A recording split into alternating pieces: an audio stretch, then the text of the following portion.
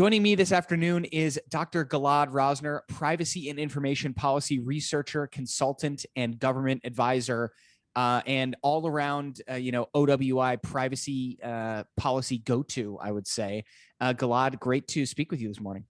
Thanks, Cameron. Great to see you. So, data privacy, obviously always top of mind for us as practitioners. But I think for the average consumer and for the broader industry, really coming to the fore this year in particular, around the rollout most recently of Apple's new iOS 14.5 update that really kind of fundamentally disrupted the advertising and tracking ecosystem. A lot of implications for that. But I guess first things first, at a high level, what are some of these critical changes that Apple has kind of pushed down into this privacy space? So Apple is now asking people how they feel about being tracked across devices, how they feel about the idea that as they do things with their Apple devices, can advertisers track them from context to context, from place to place, from device to device.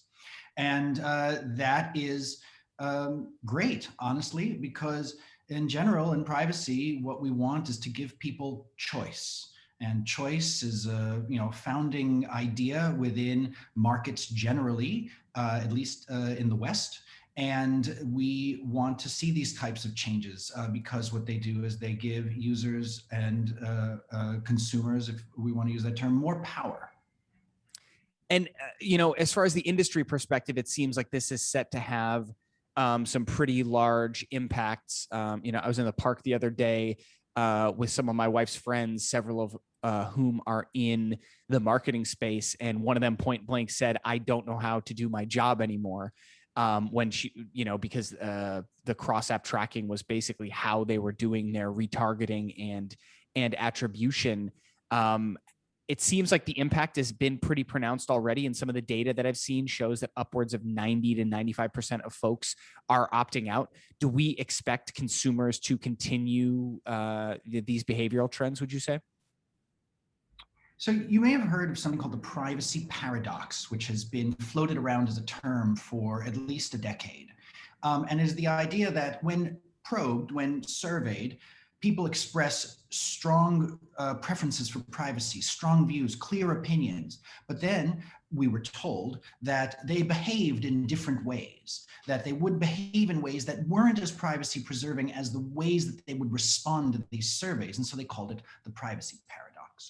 Now, what this change is doing is it is laying bare the idea that there isn't a privacy paradox. People did not have effective choice, and so they could not live their preferences. They had to live within the architecture of the systems that were created around them.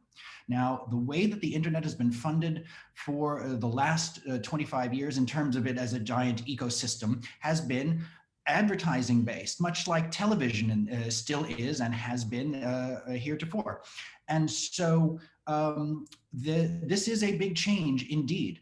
And what we're seeing is a first wave in this particular zone, which is just Apple and just advertising, where the users, having been given the affordance, the ability to be able to actually make a real choice around opt-in or opt-out, this is what they're choosing. And that's important. The ecosystem has to take note, because up until now, they weren't given real choice. And so you couldn't actually detect whether they had a preference for cross-tracking or not. And now they're speaking.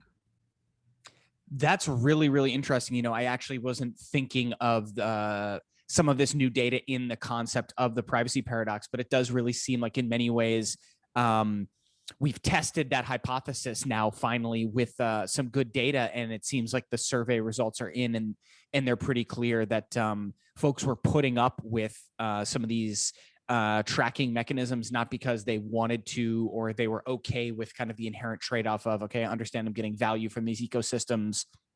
And in exchange, I'll surrender my data. It was just, there wasn't really a proper mechanism for them to signal that they actually did not want to be tracked and make good on that promise. Exactly. I mean, and over time, people get more savvy about the informational world in which they live. Um, the internet is not an experiment. The internet is now a pervasive aspect of society. Cell phones are pervasive aspects of society. But when we buy phones, we don't buy them to be tracked. We buy them to use them as platforms. We buy them to use them as tools, as phones, as texting devices. And, the ad ecosystem emerged. And yes, it has been an important dimension of how all these tools come about, why the market exists, why they're priced the way that they are. But they emerged in shadow. And now people are a bit more savvy and they're a bit more aware of the degree to which they are the product. And so now being given a real choice, a real opt-in versus opt-out, look what they're doing. And what are your thoughts? One of the themes we're going to explore in today's conversation is also the notion of privacy as an anti-competitive cudgel, if you will, in the sense, I don't know if you saw this news, but just as Apple kind of cut the legs out of the third-party advertising ecosystem in iOS, they also just announced a new mechanism for them to sell their own advertisements in the Apple App Store that, of course, are not necessarily as constrained by some of these restrictions. How do you see tech companies kind of balancing their ability to lock consumers into platforms and maybe take advantage of some of the advantages they have in their own platform with regard to privacy vis-a-vis this broader privacy landscape? For the anti-competitive argument to stick, it would have to be shown that what Apple is doing is giving itself preferential architectural features. And that's not clear. We know that Apple does have fairly good privacy-preserving architectures within their system.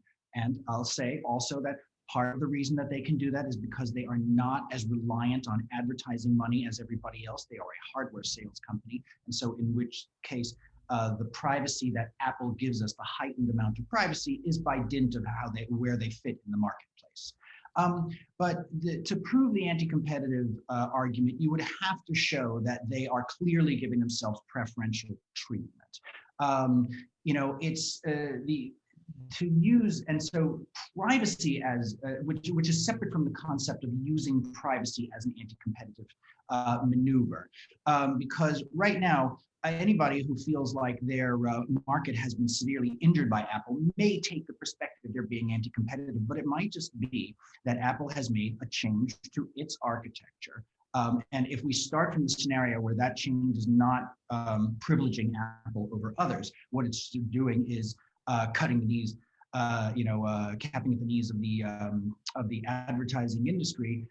You know what? It's like, I'm sorry, there are changes in the ecosystem, and that's just how it happens. Just because the ad ecosystem evolved into its current form does not mean that it gets to survive in that current form, especially since the direction of travel for all of this is enhanced privacy, greater privacy, which is what we all want. Yeah, I think that's a great point.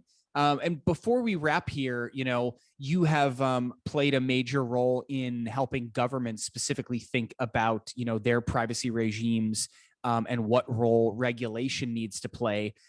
In many ways, it seems like some of the regulations, at least at the global scale, have been leapfrogged by industry considerations. Moving forward, do you see policymakers kind of jumping back to the fore in terms of setting the tone of consumer privacy, or do you expect industry to continue kind of pushing the envelope forward with regard to how privacy looks in the future? Honestly, I think that is that can be rolled up into the larger idea that commercial actors are always going to push at the edges of their regimes, and legislation is necessarily a slow instrument, a slow mechanism to try to create. Businesses will almost always move faster than governments can. This is true irrespective of the industry. Ultimately, as industries mature and ecosystems mature, regulation hopefully catches up. But what we are seeing is